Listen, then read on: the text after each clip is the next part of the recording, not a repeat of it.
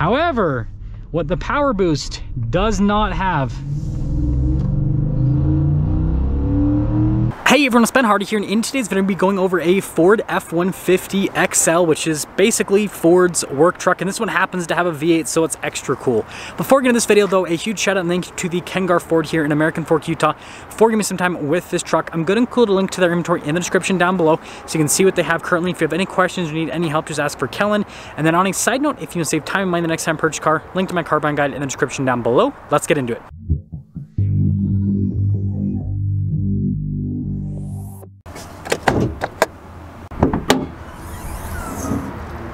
So under the hood, we have a naturally aspirated 5-liter V8 that goes through a 10-speed automatic transmission. Fuel economy 16 around town and then 22 on the highway, with power outputs being 400 horsepower and then 410 pound-feet of torque.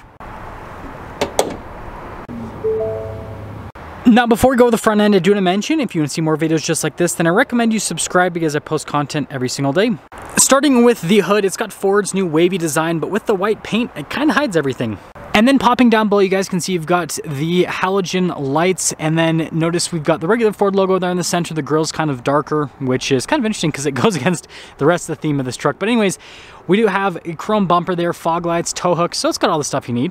And when you put it all together, you know, it's a pretty good looking truck. Come around the side here, our tire and wheel setup is 265, 70, 17 in the front and over in the rear as well. And you guys can see with the silver wheels, again, kind of matches the theme of this truck. We have our F-150 XL badge right here, and then notice we do have side steps with this truck, and then the mirrors actually match the door handles in terms of coloration and the badge too. And then taking a look at the side profile, you guys can see this has a slightly longer bed, and then this has the super cab configuration, so it's a slightly smaller cab. So here's a key fob for the XL. You guys can see you've got the unlock function, the lock function, you know, pretty basic key fob, and no fancy tailgate lowering. You got to do it the old-fashioned way where you hold it with your arm. Now, popping inside, we have a payload capacity of 2,108 pounds, and other than that, we have a power outlet in the bed, and that's about it. If you guys are wondering, this bed's about 6.5 feet in length. Lifting up the tailgate, it's actually pretty light. So we obviously have the base taillights here. We've got our 4x4 decal there, and then you guys can see with the Ford logo F-150 stamped into the tailgate. Parking sensors just down below, and then there's your exhaust tip. Now, in terms of towing capacity with this package, it's right around like the 10,000 pound range.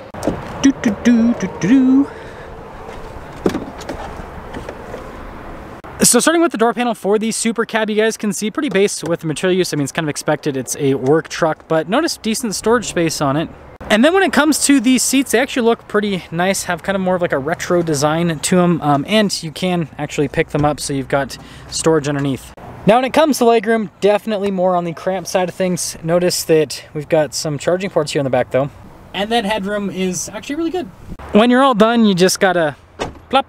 Now with the front door panel, you guys can see again pretty basic when it comes to material use. We've got all of our window controls. Front two are automatic. We've got your mirror adjustments, door lock and unlock, and then here's a quick look at the mirrors. They are heated, got a little convex mirror which helps out with visibility, and tons of space in the door panel. Now here are the seats. You guys can see pretty cool design, just like the back seats. They are manually adjustable. And then you got your parking brake here, and then we got some light controls, and then the steering wheel is also manually adjustable. Ah, yes, nostalgia. Got to stick one of these in. Now when it comes to the steering wheel, pretty base with the overall material use. You do have some controls for the center stack, your phone controls, voice command, volume controls on the other side, and then this does come with cruise control as well. Turn signal, windshield wiper stock, and guess what? This has a good old-fashioned column shifter. Now, Ford's column shifter is actually really smooth, so it's pretty easy to get it into gear. It does have that manual shift function. That's what the M's for, and that's what the plus and minus is for. Now we have a mostly analog gauge cluster, which again, those of you that like kind of more old school trucks are definitely going to appreciate that. You can still see different bits of info on the truck itself. And then it still does have all of Ford's drive modes for the new F-150. So you've got modes for sporty driving, for towing, for off-road, and inclement weather conditions. I mean, it's got modes for everything. Now we do have a backup camera with trajectory lines that turn with the steering wheel, and then you also have that zoom function as well with the camera. And then what you guys will notice above the camera is we have that button right there to also pop in the camera, and then hazard lights and then stability control. Now as for the rest of the infotainment system, it's basically just Ford's smaller unit. So response time is still great. It's pretty easy to use overall, and I like that it has a shortcut bar there at the bottom. Analog controls for the radio, and then you guys can see analog climb controls down below that, and then you've got stuff for the outlets, and then even more down below. Trailer brake controls, and then our drive mode select right here. And then notice with the drive line, this has 2-wheel high, 4-wheel high, and 4-wheel low. No 4-wheel auto. And of course, being a more basic truck, we got a bench seat. So yes, you can in fact pick this up. So it's a third seat. And then there is some storage space underneath the seat. Kind of hard to show on camera in this video, but trust me, the storage space is there. So we just have like an open space here for the top portion of the glove box, and then with the bottom portion, well, it's a regular glove box. And then you guys can see the material use here on the dash, or at least the design. The design's pretty cool. We got a sunglass holder here at the top, manual mirror dimmer, and then the rear glass is fixed in this truck. So if you guys are wondering, this is a 101A equipment group truck, and so yeah, not a lot of frills with this, but you guys can see all the options. After all options on this one, stickers for $48,375. Yes, that's the world that we live in today. Let's see how it drives.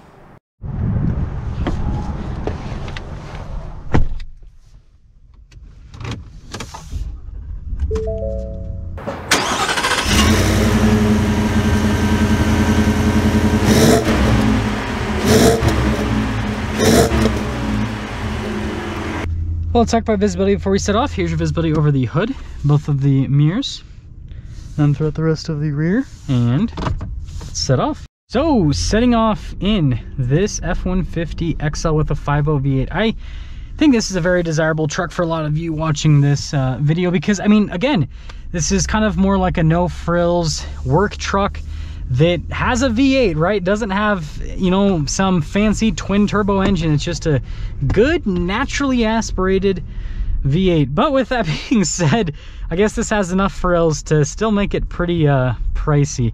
You know what'd be cool is for me to be able to review like a truck that had, you know, hand crank windows. You know, maybe like the only, okay, let's see, like how base could we go to like get these trucks as affordable as possible? So hand crank windows, you still want air conditioning. I think that's definitely something. But cruise control, who needs cruise control? That's fine. It's hard because it's like what else could you take out? Like this already has so little in terms of optioning. If you could get rid of the fancy drive mode select, maybe that would save a little bit of money, but it's like standard equipment on these Fords. So anyways, initially setting off, I will say that I have driven a bunch of F-150s today. This has been like my F-150 review day. All of them had the power boost, and they were higher up packages. And so it'll be interesting to see the difference between, you know, the power boost in this 5.0 V8, and then also like a basic F-150 versus the more loaded up in terms of how they ride with the shock setup and everything. What I will say is this actually does ride a little bit rougher compared to like, you know, a Limited or a Lariat. It's not bad. This is still very like comfortable, smooth riding truck, but it's not as comfortable, which is interesting. And then the 5.0 V8, it's got good power and everything, but yeah, it doesn't have nearly as much torque as that power boost. That power boost is an absolute monster. However, what the power boost does not have, that sound, this thing sounds so good, man. And again, 5.0 V8, so like, you know, this thing is going to be reliable over the long term. So that is definitely just so cool. And yeah, gotta love, sorry, that's just my tripod falling onto the floor. But yeah, gotta love that sound. Oh, it's so good. That is so good. So yeah, summing things up here, this truck, I think this is a great truck. Again, it's got solid payload capacity. It's got a bigger bed. Now, obviously not the best for rear passengers. That's one downside about the Super Cab. But if you're not going to have rear passengers very often, then like, you know, that saves you a little bit of money. And yeah, I overall like this. I will say though, it's pretty crazy that we live in a world nowadays where $50,000 buys you a work truck. Like that used to buy you like the top of the line, all the bells and whistles. And now it's just a work truck. Like, It's pretty crazy. And you know, I'm sure in like 50 years from now, $100,000 is what will buy you a work truck with where these prices are going. Let me know what you guys think about this truck. I think it's pretty cool. If I were to get a basic work truck, this is, you know, probably what I get. Maybe I'd probably do a single cab 5.0 V8 though. I think that would be probably like the ultimate work truck spec, but that's all. That's gonna sum things up for our video with this truck. Again, a huge shout out and thank you to the Kangar Ford here in American Fork, Utah for giving me some time with this truck. Check out the inventory in the description down below. Ask for Cal if you have any questions. I'll see ya.